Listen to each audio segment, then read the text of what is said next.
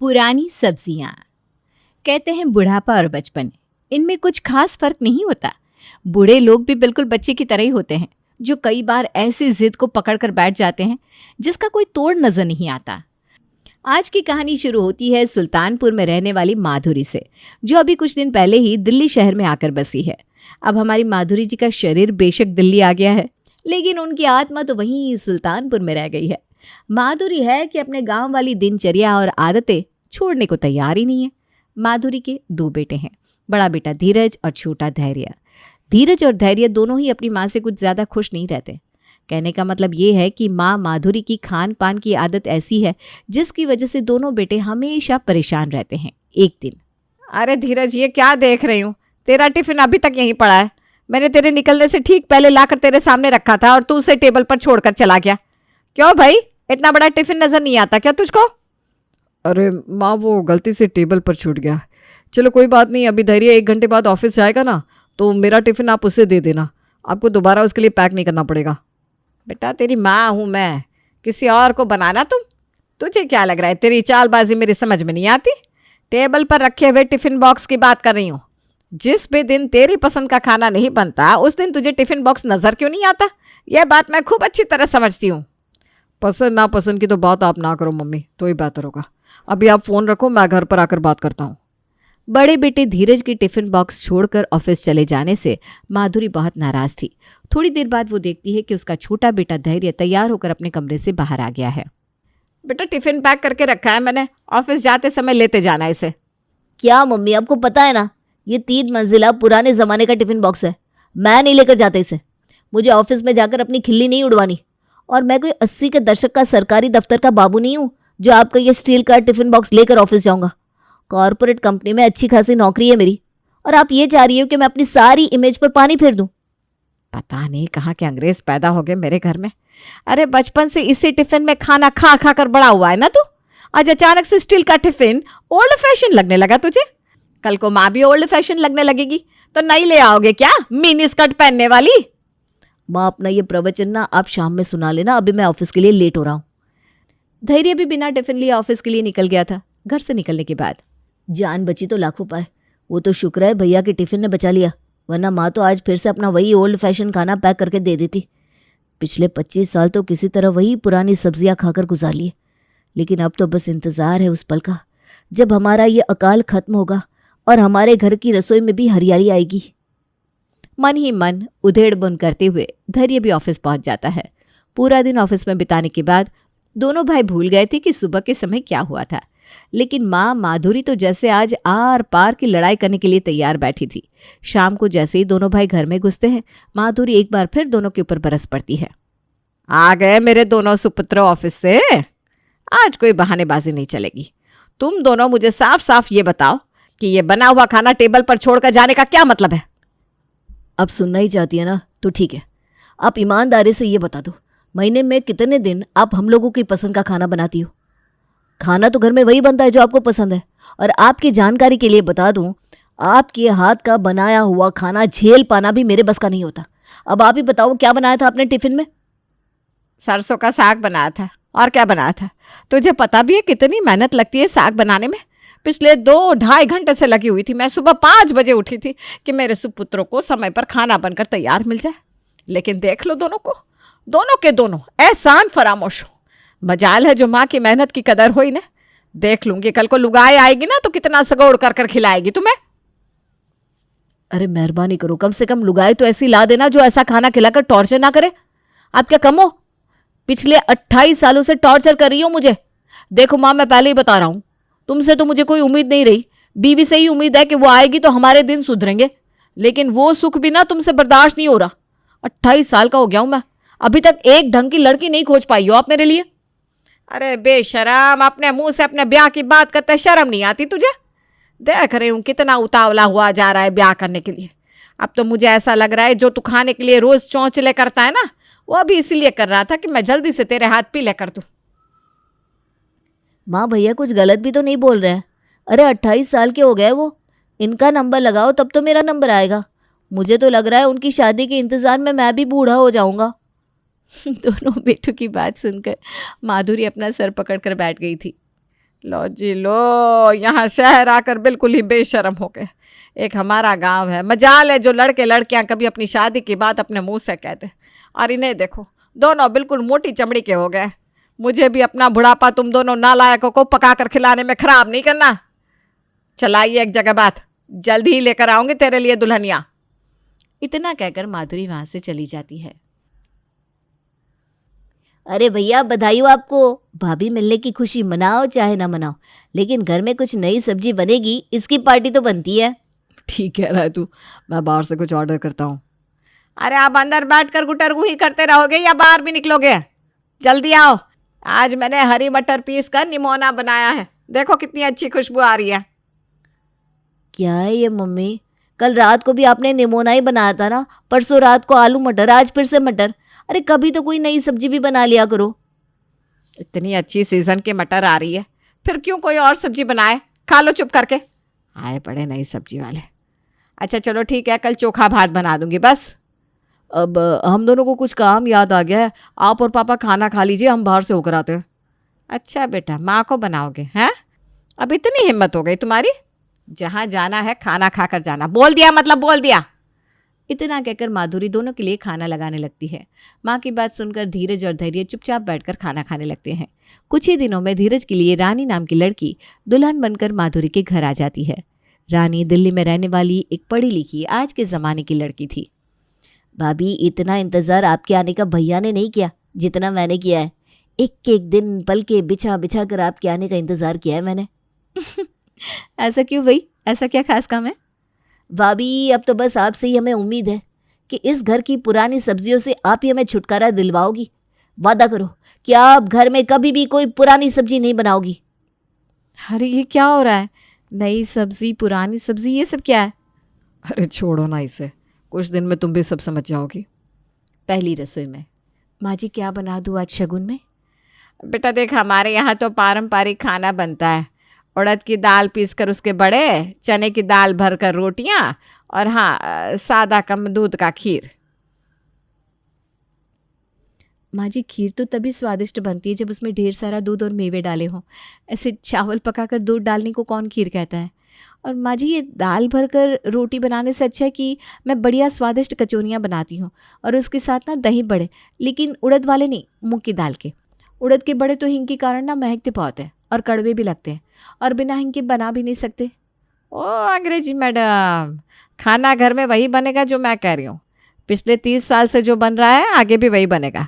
तो कल की आई मुझे मत सिखा, कौन कड़वा लगता है कौन मीठा। सास की बात सुनकर बेचारी रानी की तो सिट्टी पिट्टी ही गुम हो गई थी। उसके बाद वो बिना चूचा किए माधुरी के बताए तरीके से खाना बनाने लगती है। धैर्य, आज तो तेरी भाभी ने खाना बनाया है, आज तो मज़ा ही आ जाएगा। दोनों भाई बड़े खुश होते हुए डाइनिंग टेबल पर बैठते हैं, लेकिन उनके सामने जो परोसा जाता है उसे देखकर उनके चेहरे सफ़ेद पड़ गए थे। भाभी, ये खीर, आपके यहाँ भी ऐसी ही खीर बनती है क्या? और ये पहली रसोई में दाल चावल कौन बनाता है? शाही पनीर, दाल मखनी, चाप, इनका नाम सुना नहीं है क्या आपने? सुना है देवर जी, और बहुत अच्छे से बनाना भी आता है, लेकिन माँ जी की सख्त हिदायत है कि खाना वही बनेगा जो वो चाहेंगी, इसलिए मैं मजबूर हूँ। भाभी, आप ऐसे हथियार नहीं डाल सकती, कुछ तो करो। देखो, माँ जी ने अपनी वही ट्रेडिशनल पुरानी सब्जियाँ खाई हैं, उसके अलावा कभी कुछ ट्राई किया ही नहीं, इसलिए शायद वो खुद को बदलना नहीं चाहती। हमें पहले उनको खिलाकर देखना चाहिए। एक आइडिया है, 3 दिन बाद हम एक शादी में जाना है, वहाँ पर माँ जी को कुछ नई डिश ट्राई करवाएंगे। वो एक बार स्वादिष्ट डिशेस खाएंगी तो फिर खाती रह जाएंगी। रानी धीरज और देवर धैर्य बड़ी उम्मीदों के साथ माधुरी को शादी में ले जाते हैं। मम्मी, बड़ी भीड़ है, आप बैठो, मैं प्लेट लगा कर लाता हूँ। कुछ देर बाद धीरज प्लेट में खाना लगाकर लौटता है। अरे ये क्या उल जुलूल चीज़ें लेकर आया है? माँ, यहाँ पर आपके हिसाब से खाना नहीं बना है। शादी है तो शादी में तो आजकल लोग यही सब खाना पसंद करते हैं। आप खा कर तो देखिए, आपने क्या कसम खाई हुई है कि सिर्फ दाल चावल वही खाएंगी? अरे ये देखिए तो सही, कितना अच्छा मलाई कोफ्ता बनाया है, तंदूरी नूडल्स, एक से बढ़कर एक डिश बनी हुई है। आप ट्राई करके तो देखिए, मज़ा आ जाएगा। अपना बाटी चोखा खाना ही भूल जाओगी आप। मेहमानों को बुलाकर बिठा लिया और ढंग का खाना तक नहीं बनवाया। अरे हमें पहले पता होता तो हम शादी में आते ही नहीं। अरे तू रहने दे, रख ले अपनी प्लेट अपने पास, मुझे नहीं खाना ये सब। मैं तो घर जाकर खिचड़ी बनाकर खा लूँगी। बड़े अजीब लोग हैं, अरे दाल चावल रोटी हरी सब्जियाँ ये तो सभी लोग बनवाते हैं। हर आदमी यहाँ पर अंग्रेजी खाना ही खाएगा। हमारे जैसे देसी लोग क्या यहाँ से वापस भूखे लौट जाएंगे? हर किसी को मॉडर्न होने की आग लगी पड़ी है। इतना कहकर माधुरी बड़बड़ाते हुए उठकर वहां से जाने लगती है। अरे कहाँ जा रही हो माँ? और कहाँ जाऊंगी? कम से कम सलाद तो बना होगा, कुछ तो खा लूं, या तुम कहो तो भूखी लौट जाऊं यहाँ से। इतना कहकर माधुरी सलाद लेने के लिए फूड स्टॉल पर जाने लगती है। वहां जाकर वो देखती है कि खाने में तो दाल चावल भरवा सब्जियां सब कुछ बना हुआ है। तेरी आंखें खराब है क्या? तुझे ये सब वहां पर रखा हुआ दिखाई नहीं दे रहा था? माँ को खाना खिलाने की इच्छा नहीं थी तो मत खिलाता। अरे ये सब ड्रामा करने की क्या जरूरत थी? माधुरी धीरज को खा जाने वाली नजरों से घूर रही थी। माँ की नजरों को समझकर धीरज और धैर्य चुपचाप वहां से उठकर निकल जाते हैं, क्योंकि उन्हें पता था अब उनकी शामत आने वाली है। ये ले, तेरा आइडिया तो फेल हो गया। हमारी मम्मी ने ना कोई कच्ची गोटियां नहीं खेल रखी, वो हमें 1 मिनट में पकड़ लेती है। कुछ नहीं हो सकता हमारा। ऐसा नहीं था कि धैर्य और धीरज ने अपनी तरफ से कोशिश नहीं की थी, लेकिन उनकी सारी कोशिश नाकाम हो रही थी। घर में अभी भी वही पुरानी सब्जियां बन रही थी, टिंडे, तोरी, लौकी, चोखा, दाल। इसके अलावा कोई भी नई सब्जी माधुरी ट्राई करना ही नहीं चाहती थी। और बात सिर्फ इतनी नहीं थी कि माधुरी को ये सब खाना पसंद नहीं था। वो ना खुद खा रही थी, ना घर में किसी को खाने देती थी। अपनी रसोई में वो नई सब्जियां बनाने की परमिशन ही नहीं देती थी। साल भर के अंदर ही बहू रानी एक प्यारे से बेटे की माँ बन गई। धीरे धीरे समय बीत रहा था और बीतते समय के साथ रानी का बेटा गोलू अब 3 साल का हो गया था। मम्मा मुझे नहीं खानी दाल, रोज रोज यही सब बनाती हो, मुझे नूडल्स खाने हैं। अरे बेटा, तू क्यों नूडल्स का नाम ले रहा है? तेरी दादी ने सुन लिया ना तो मुझे 10 बातें सुनाकर जाएगी। नूडल्स वगैरह हेल्दी नहीं होते बेटा। तो फिर ठीक है, मेरे लिए मोमोज मंगवा दो। पता है मेरे फ्रेंड्स स्कूल में कितनी सारी डिशेस के नाम बताते हैं। उनकी मम्मी पास्ता बनाती है, पिज्ज़ा बनाती है, नूडल्स बनाती है, मोमोज मंगाती है। और एक आप रोज रोज सिर्फ दाल चावल। मुझे नहीं खाना, ये सब ओल्ड स्टाइल फूड है। मुझे अपनी फ्रेंड्स की जैसे न्यू स्टाइल खाना खाना है। अरे बेटा, रोज रोज का वही नाटक, परेशान हो गई हूँ मैं। तुम दादी पोते के बीच में पीसते पीसते, दादी को आज के ज़माने का खाना नहीं खाना और पोते को दादी के ज़माने का खाना नहीं खाना। अब करूँ तो क्या करूँ? अरे तुम कुछ करो ना, कुछ ऐसा रास्ता निकालो जिससे कि गोलू और माँ दोनों खुश हो जाए। ठीक है, कल तुम मोमोज लेकर आना, मैं माँ जी को मोमोज के पकौड़े बनाकर खिलाऊंगी। देखते हैं माँ जी क्या कहती हैं। अगले दिन धीरज छुपते छुपाते बाजार से मोमोज खरीद कर लाता है और चुपके से अपनी पत्नी को थमा देता है। रानी भी बाजार के बने हुए मोमोज को बेसन में लपेटकर पकोड़े की तरह फ्राई कर देती है और सास के सामने ले जाकर परोस देती है। देखिए माँ जी, आज ना मैंने अलग तरह के पकोड़े बनाए हैं, खाकर बताइए कैसे बने। अरे वाह, बड़े स्वादिष्ट लग रहे हैं ये तो। इसका मतलब ऐसे पकोड़े मैं बना सकती हूँ ना माँ जी? आपको कोई ऐतराज़ नहीं है ना? अरे नहीं बेटा, मुझे क्यों ऐतराज़ होगा? मुझे तो इन आजकल के नए ज़माने के नास पीटे खानों से दिक्कत है। ये पूरी पकौड़ी तो हमारा देहाती खाना है बेटा, इससे मुझे कोई दिक्कत नहीं है।